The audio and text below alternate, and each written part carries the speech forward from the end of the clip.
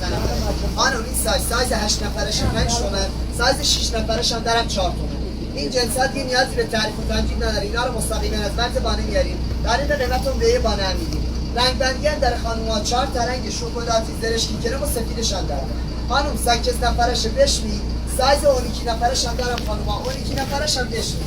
4 تا رنگ داره خانم‌ها، کرم، سفید، بنفش، شکلاتی، هر رنگشو بخواید دارم. هم 8 5 تومانی، هم 12 نفرش.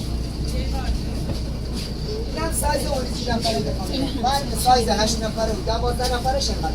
همین سایز از مغازه بخواید بگیرید هفته‌ها کمتر بهتون. 8 نفرش 5 تومن، 12 نفرش هم 5 تومن. کسی میخواد بدم خدمتتون.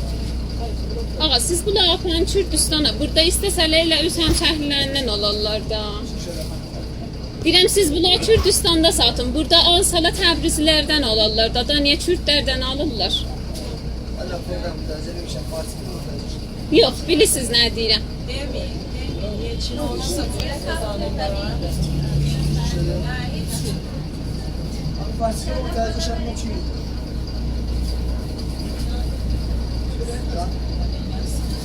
Çörək qazanmır, sonra iddia eləyirlər, bura Kürdistan torpağıdır.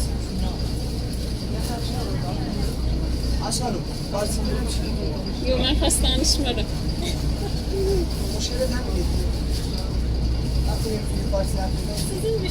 Eləyəmirəm də, səncə Kürdistanda sat, bura Azərbaycandır.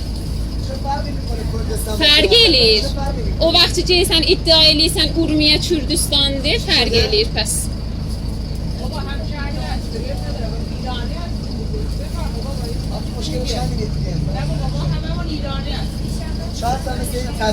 Mən deyirəm bura Azərbaycandır, sən get.